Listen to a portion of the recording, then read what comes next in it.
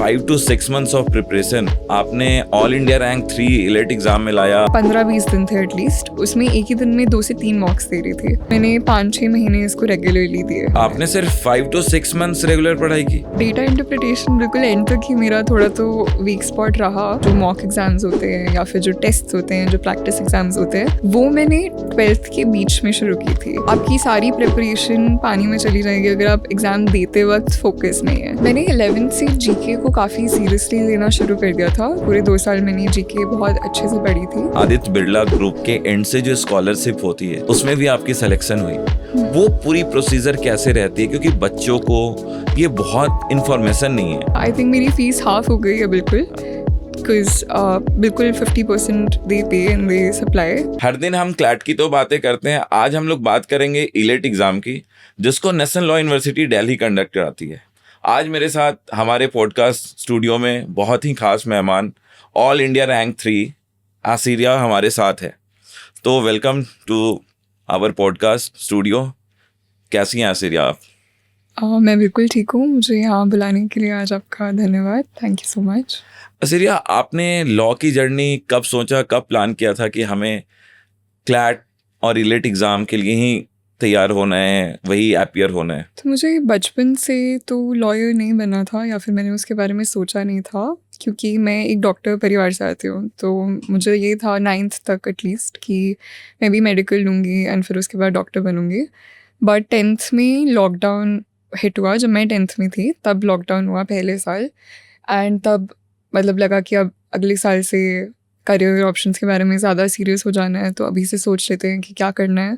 तो तब मैंने काफ़ी लोगों से बात की एंड तब मुझे लगा कि लॉ एक बहुत अच्छा ऑप्शन है। तो तब से मैंने फिर 11th में ह्यूमैनिटीज़ लिया उसे परस्यू करने के लिए, एंड 11th 12th में क्लैट एलिट की प्रेपरेशन की। तो आपके घर में कोई प्रेशर नहीं किया, क्योंकि आप मेडिकल बैकग्राउंड फैमिली से आती हैं, तो सबकी मन रही होगी कि आप डॉक्टर बने और अचानक आप लॉ फील्ड को ऑप्ट किया? एक्चुअली बिल्कुल नहीं, मेरे पेरेंट्स बहुत सपोर्टिव थे। इनफैक्ट मेरे पापा चाहते थे कि मैं मेडिकल से ज़्यादा लॉ परस्यू करूं, बिकॉज़ उनको लगा कि वो मेरे एप्टीट्यूड को बेटर सूट करेगा, उसमें ज़्यादा ऑप्शंस हैं, उसमें ज़्यादा रिटर्न ऑन इन्वेस्टमेंट है। तो उनको काफ़ी अच्छा लगा था वो फील्ड। तो मतलब आपके फादर पहले से ही कैलकुलेटिव थे रिटर्न और इन्वेस्टमेंट पे?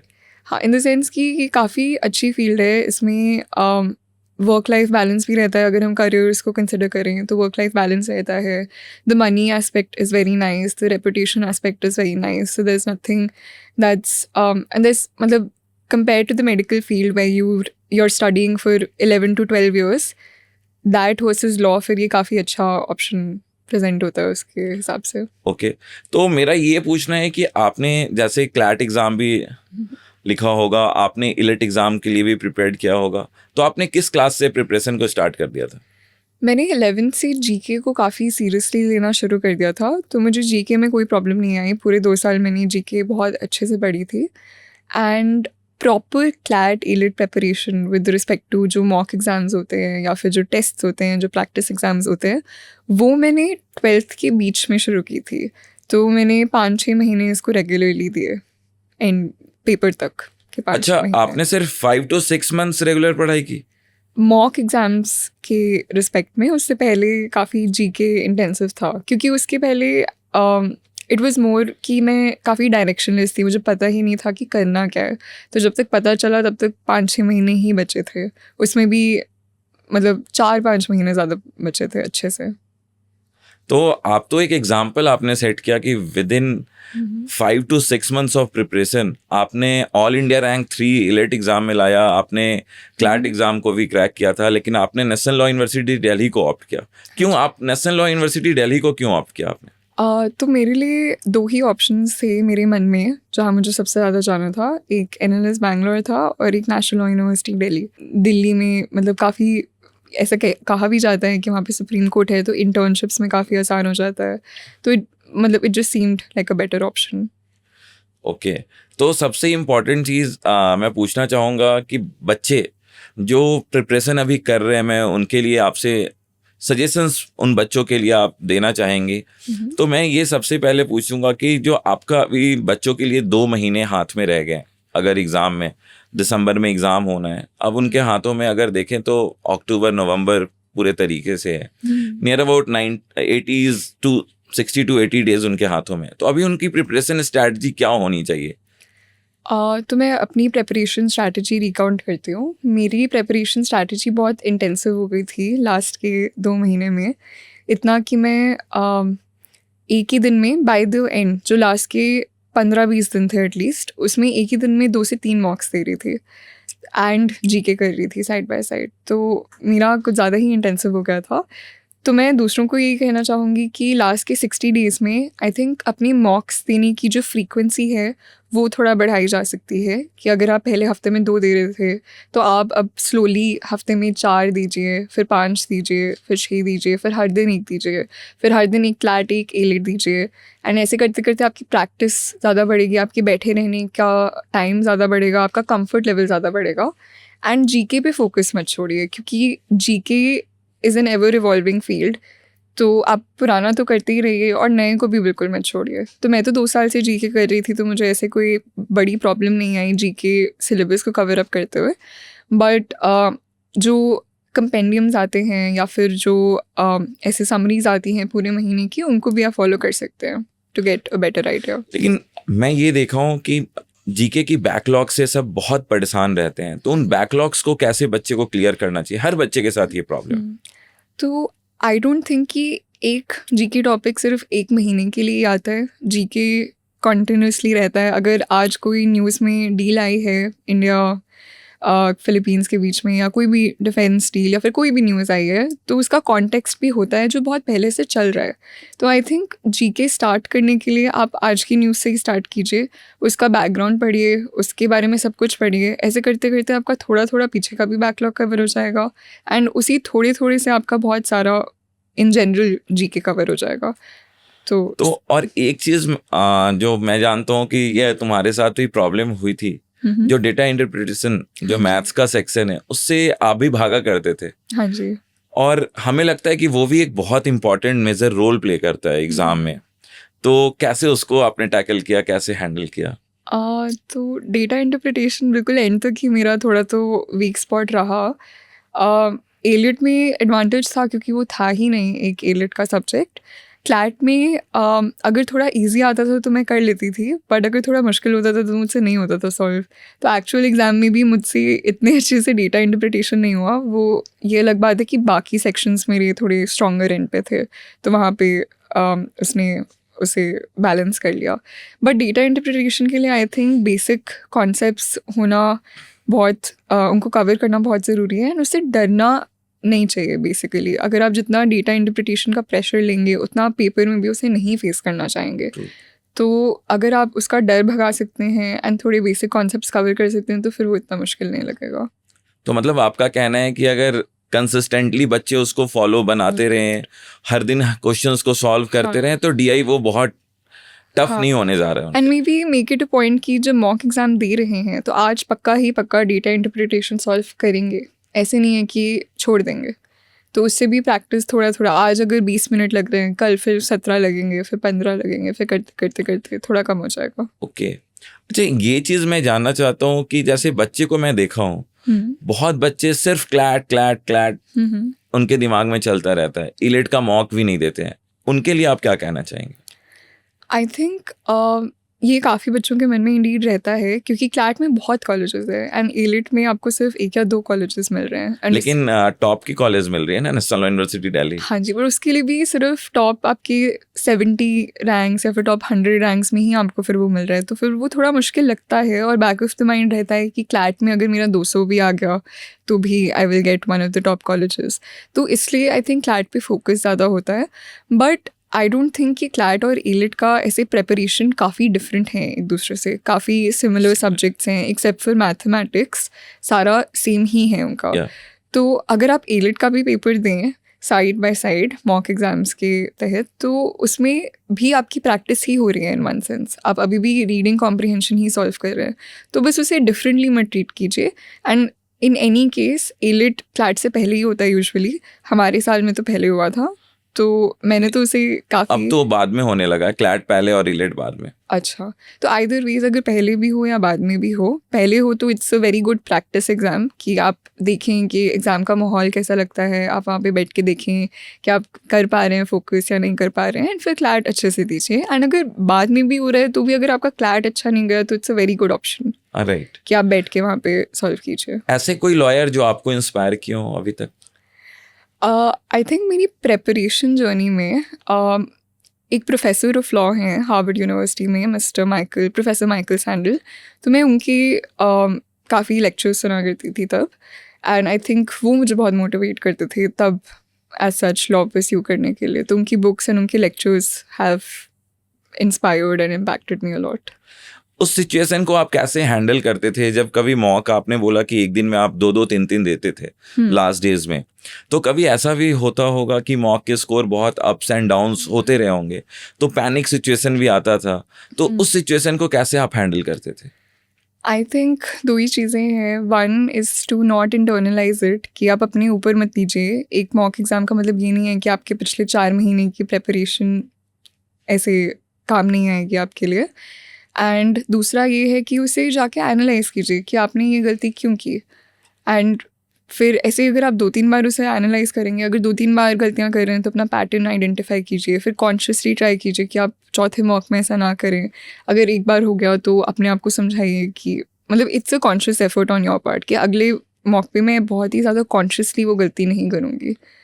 तो ये 2 चीज़ें काफ़ी काम आती हैं। तो मैं जब देखता हूँ बच्चे को कि वो तुरंत में अपनी पैटर्न जो वो अटेम्प्ट लेते रहते हैं मॉक का, वो बना रखते हैं कि पहले मैं अपनी one of the best subject को करूँगा, फिर चेंजेस करते हैं अपने सब्जेक्ट्स। हमेशा कुछ बच्चे क्या करते हैं, अपनी मॉक्स को तुरंत में पैटर्न को चेंज कर देते हैं, आप उस पर क्या कहना चाहिए? अटेम्प्ट की पैटर्न को चेंज कर देते हैं एक्चुअल पेपर में। एक्चुअल पेपर नहीं, मॉक पेपर में। अच्छा, हर मॉक में एक नया पैटर्न ले आते हैं। तो आई थिंक मॉक्स होते ही ट्रायल एंड एरर हैं, तो ट्राई कीजिए सारे डिफरेंट पैटर्न्स, ट्राई कीजिए सारे डिफरेंट ऑर्डर्स, ट्राई कीजिए टू सी कि आपके लिए सबसे अच्छा क्या काम करता है। तो मुझे ऐसे याद नहीं आ रहा है कि मेरा क्या अटेम्प्ट पैटर्न हुआ करता था, बट मैं मैथ्स बिल्कुल एंड के लिए छोड़ती थी, और सेकेंड लास्ट मेरा जीके होता था। एंड उससे पहले आई थिंक मैं सबसे पहले इंग्लिश से स्टार्ट करके CR पे जाती थी एंड फिर लीगल पे जाती थी। तो मेरे लिए ये पैटर्न बेस्ट वर्क करता था क्योंकि मैंने ट्राई किया था कि मैं मैथ्स से स्टार्ट करूँ, फिर जीके पे जाऊँ, या फिर लीगल से स्टार्ट करूँ, फिर किसी और पे जाऊँ। तो मुझे लगता है कि मेरे लिए ये पैटर्न बेस्ट वर्क करता था, तो मैंने इस पे किया। तो आपके पूरे प्रिपरेशन जर्नी का लोएस्ट फेज कौन सा था? I think lowest was the starting phase, because या फिर before I had started phase, because तब मुझे पता ही नहीं था कि करना कैसे है। मुझे पता था कि इस एग्ज़ाम की डेट पास आ रही है, बट पता ही नहीं इसके लिए प्रिपेयर कैसे करना है। तो आई थिंक डायरेक्शन लेना तब मेरे लिए बहुत ज़रूरी पड़ गया था, बट जब वो मिली तो ऐसे कोई फिर वो फेज़ वापस नहीं आया। सोशल मीडिया जो हर कोई कहते हैं, पेरेंट्स भी परेशान होते हैं, सोशल मीडिया आप कितना डिस्ट्रैक्ट करता था, कितना आपको लगता था इन ड्यूरिंग प्रिपरेशन, जो आप डेली का एक शेड्यूल बनाते थे कि इतने आवर्स पढ़नी है, इतनी चीज़ को कंप्लीट करना है, तो सोशल मीडिया कैसे आपको कैसे हैंडल किए उन चैलेंजेस को सोशल मीडिया? आई थिंक मैं नहीं डिस्ट्रैक्ट होती थी ज़्यादा, बिकॉज मेरे मन में एक गोल था कि I want to get in to a top university, and उसके लिए एक पेपर देना है जिसके लिए प्रिपेयर करना है। तो सोशल मीडिया तो मेरा गोल या डिस्ट्रैक्शन ही नहीं था, एंड मेरा पीयर ग्रुप भी ऐसा था कि हम लोग उसमें नहीं पढ़ते थे ज़्यादा, तो काफ़ी फैमिली सपोर्ट था, फ्रेंड सपोर्ट था, तो ऐसे मुझे ज़्यादा डिस्ट्रैक्ट हुआ नहीं। बट अगर किसी को होती भी हैं डिस्ट्रैक्शंस, तो भी आई थिंक अपने आप से पूछना कि क्या ज़्यादा इम्पोर्टेंट है अभी, मतलब अगर आप अभी सैक्रिफाइस करेंगे तो आप बाद में ज़्यादा एंजॉय कर सकते हैं। मेरा यही क्वेश्चन है आपसे कि मतलब आप तो नहीं हुए सोशल मीडिया से डिस्ट्रैक्शन, लेकिन आज के रेट में हर बच्चे डिस्ट्रैक्ट कर रहे हैं, तो उन बच्चों के लिए आपका क्या मैसेज रहेगा कि वो कैसे सोशल मीडिया से दूर रहें ड्यूरिंग एग्जाम प्रिपरेशन? अगर वो कनेक्ट भी रह रहे हैं तो कितनी टाइम दें, अपनी गोल को, अपने मिशन को भूले ना, उनके लिए क्या मैसेज रहेगा? हाँ जी, तो उसके लिए मैं यही बोलूँगी कि वो अपने आप से पूछ सकते हैं कि इम्पॉर्टेंट ज़्यादा क्या है उनके लिए अभी। अगर वो 4-5 महीने का सैक्रिफाइस करें and they are getting a lifetime of good university on your CV, and a very good experience, a very good college life. तो it's a sacrifice that's worth making. तो अपने आप से पूछना, फिर प्रायोरिटाइज करना, फिर उसके लिए एक्चुअली एफर्ट डालना बहुत इंपॉर्टेंट पड़ जाता है. कभी कभी मैं ये भी देखता हूँ कि निगेटिव मार्किंग और एक्यूरेसी को कैसे मैनेज करना बच्चों के लिए इम्पोर्टेंट रहता है. निगेटिव मार्किंग से जब बचेंगे तभी स्कोर भी उठेगी, क्योंकि स्कोर आ जाता है, निगेटिव ज़्यादा हो जाता है, स्कोर नीचे हो जाती है. उस पर कैसे बच्चों को हैंडल करना चाहिए? तो मैं एक एलिमिनेशन टेक्निक अपनाती थी कि अगर मैं 4 ऑप्शंस में से एक भी एलिमिनेट कर पा रही हूँ कि ये तो नहीं हो सकता, तो फिर I would mark that. Because मुझे लगता था कि अगर आप 5 गलत भी कर रहे हैं बट आपका छठा सही हो रहा है, तो वो पूरा 4 गलत कर रहे हैं बट 5वां सही भी हो रहा है, तो भी वो पूरा नलिफाई तो हो ही जाएगा ना. एंड अगर एक और सही हो रहा है तो फिर आपको 1 मार्क मिल जाएगा. तो अगर मैं 4 में से एक भी एलिमिनेट कर पाती थी तो फिर मैं मार्क कर देती थी. एंड अगर सिर्फ 2 ही बचते थे तो पक्का मार्क कर देती थी. एग्ज़ाम डे सबसे बड़ा चैलेंज क्या लगता है कि रहता है? आई थिंक अपना काम मेंटेन करना, क्योंकि एनजाइटी लोगों का दिमाग बहुत ज़्यादा पेपर देते वक्त ख़राब कर देती है. तो आपकी सारी प्रिपरेशन पानी में चली जाएगी अगर आप एग्ज़ाम देते वक्त फोकस नहीं है. तो अपने आप को काम रखना, उस मोमेंट में एक्चुअली पेपर पे फोकस करना, ऐसे थॉट्स पे नहीं फोकस करना कि क्या होगा अगर ये पेपर अच्छा नहीं गया. तो ये बहुत इंपॉर्टेंट पड़ जाता है. तो उसके लिए बस अपने आप को पहले से समझा के रखना कि जो भी हो मैं पेपर पे फोकस करूँगी, वो सबसे इम्पोर्टेंट हो जाता है. और ड्यूरिंग डेली जो आपकी रूटीन होती थी कि आज ये हमें टॉपिक को कवर करना है, या टाइम टेबल आप बना रखे होंगे, तो आपका क्या सजेशन है कि बच्चों को टाइम टेबल से पढ़ना चाहिए या ये गोल लेना चाहिए कि वो डेली का टास्क बनाए कि हमें ये चीज़ कंप्लीट करना है? आपका क्या रहना चाहिए? सही. आई थिंक एक टाइम टेबल वाला फॉर्मेट मेरे लिए बेटर काम किया था. तो हर दिन वही, जैसे मैंने आपको बोला कि हर दिन मैं 1 से 2 या 3 मॉक एग्ज़ाम्स देती थी, एंड वो मेरी प्रैक्टिस में बहुत हेल्प करते थे. तो और वो इस चीज़ में भी हेल्प करते थे कि हर चीज़ कवर हो रही है.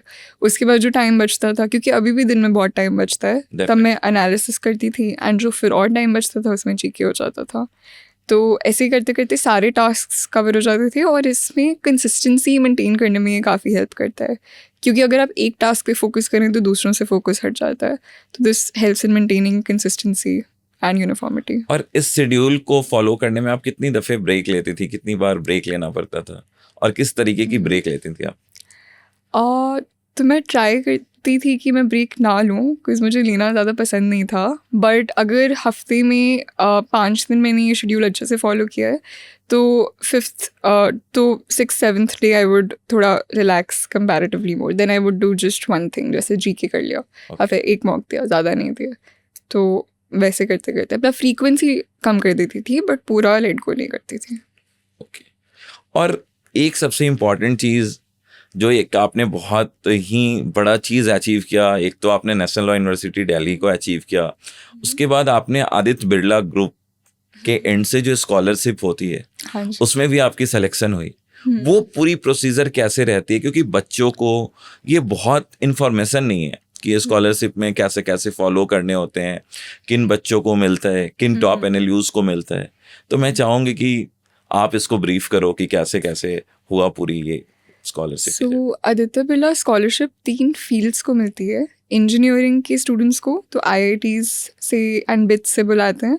देन मैनेजमेंट के स्टूडेंट्स को IIMs से बुलाते हैं, एंड लॉ के स्टूडेंट्स को. तो लॉ में टॉप 6 NLUs जो होते हैं, NLU Delhi, NLS Bangalore, NALSAR, GNLU Jodhpur, West Bengal. तो इन कॉलेजेस में इनवाइट जाता है कि आपकी जो रैंक लिस्ट की टॉप 20 स्टूडेंट्स हैं, एंड ये रैंक लिस्ट आपकी एलिट या क्लैट से डिटर्मिन होती है, तो they are eligible to apply for this scholarship.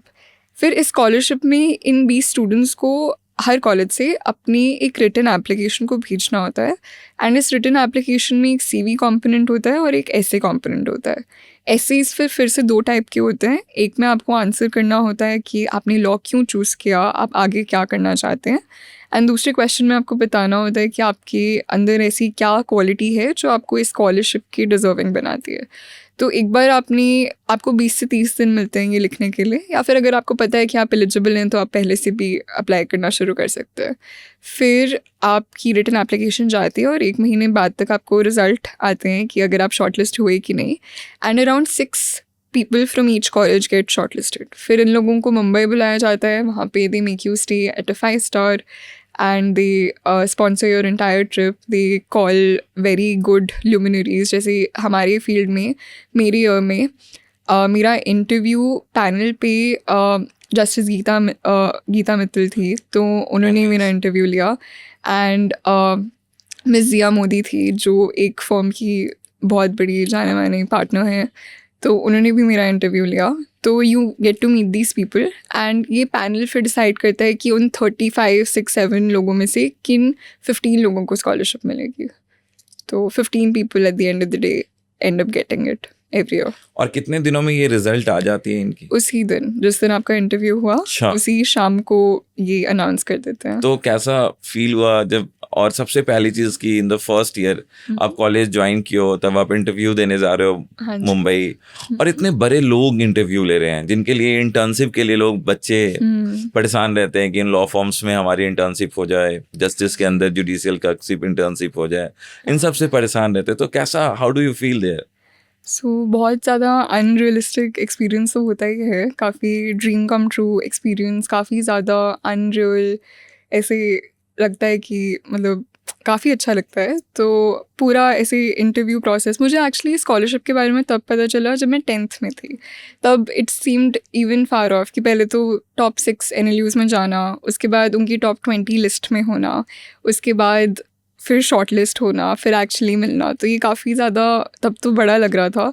And जब मैंने NLU दिल्ली ज्वाइन किया तब NLU दिल्ली में ये स्कॉलरशिप थी भी नहीं। तो ये उसी साल है जिस साल मैंने ज्वाइन किया। तो मुझे पता भी नहीं था कि I will be able to apply. 2023 में आई? हाँ जी, for the first time, because ये स्कॉलरशिप स्टार्ट हुई थी before this university was established. College से कितने लोगों को मिला?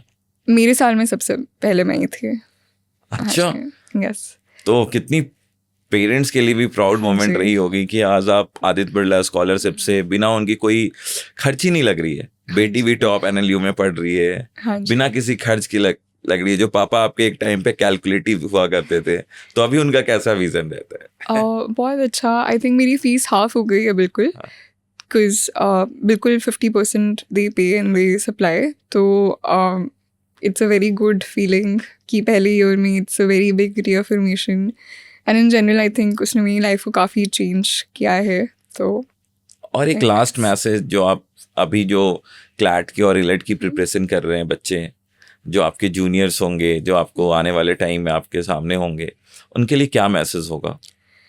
आई थिंक अभी कंसिस्टेंसी मेंटेन कीजिए, काफ़ी अपने अप्रोच में यूनिफॉर्म रहिए, एंड अपने गोल को अपनी आंखों से हिलने मत दीजिए। कि अगर आपको पता है कि आपको इस यूनिवर्सिटी में जाना है तो अपना सारे एफर्ट से उसकी तरफ मेहनत कीजिए और उसको अप्रोच कीजिए। मैं एक चीज़ और जानना चाहूँगा कि एग्ज़ाम के एक दिन पहले आपने क्या सब किया, और फिर एग्ज़ाम देने जाने टाइम जो पूरी जर्नी होती है, पूरे एक दिन पहले जो सबसे पैनिक सिचुएशन होता है, जिस टाइम एंग्जाइटी सबसे ज़्यादा फील होता है इंसान को, उस टाइम आपने क्या मैनेज किया, कैसे कैसे पूरे दिन को? तो एग्ज़ाम के एक दिन पहले, ईलिट के एक दिन पहले, मुझे डर तो काफ़ी लग रहा था क्योंकि पहला मेजर एग्ज़ाम है ऐसे लाइफ का एंड ऑल। तो मैंने एक पिछले साल का ईलिट दिया क्योंकि मैं चाहती थी कि मैं मोमेंटम में रहूं, एंड मैंने उसके मार्क्स फिर कैलकुलेट नहीं किए क्योंकि मैंने सोचा अभी ऊपर नीचे होके अपने मतलब ऐसे सेल्फ डाउट होना। हाँ जी, सेल्फ डाउट हुआ तो अच्छा नहीं रहेगा। तो मैंने बस मॉक दिया क्योंकि मुझे था कि एक बार प्रैक्टिस हो जाए last time before final paper.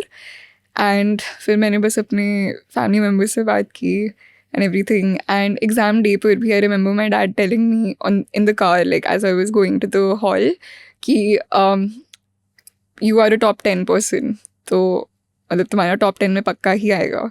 तो मैं बस उसी एटीट्यूड के साथ अंदर गई एंड मैंने बस पेपर लिख दिया, मैंने ज़्यादा सोचा नहीं उस बारे में।